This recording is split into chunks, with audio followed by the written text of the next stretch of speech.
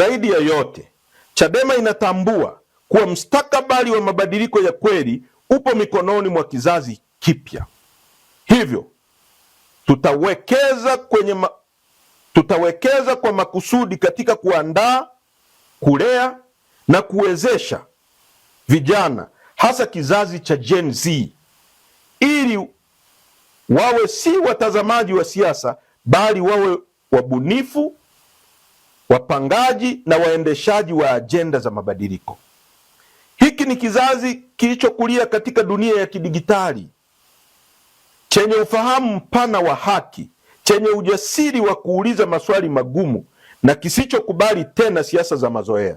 Chadema itaendelea kuwajengea vijana hawa misingi ya uongozi unaochanganya maadili, maarifa, ubunifu, ili wabebe bendera ya mabadiliko kwa ujasiri na maarifa na maadili, si kwa jaziba tu, bali kwa dira, nidhamu, uelewa wa kina wa changamoto za taifa.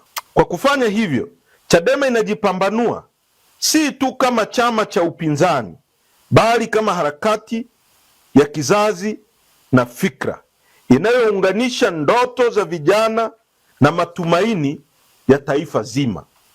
Harakati inayotazama mbele, inayokumbatia siasa za kisasa na inayojitayarisha kuongoza Tanzania ya kesho kwa haki, uhuru na maendeleo jumuishi.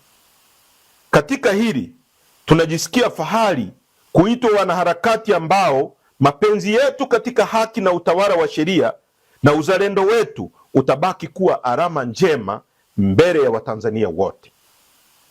Namba 9, wito wa kitaifa. Watanzania wenzangu, tunawaalika Watanzania wote bila kujali itikadi, vyama au misimamo ya kisiasa kusimama pamoja katika mapambano ya kizazi chetu, kudai haki sio na upendeleo, uhuru sio na hofu, na katiba inayotokana na ridhaa ya wananchi sio matakwa ya wachache. Huu sio wito wa chama, bali ni wito wa taifa. Si sauti ya hasira, bali dhamira. Si mwamko wa muda, bali ahadi ya mustakabali. Taifa linapokosa haki, hata amani hubaki kivuli, na katiba inapokosa uhalali wa wananchi, dola hubaki nguvu bila uhalisia wa ridhaa.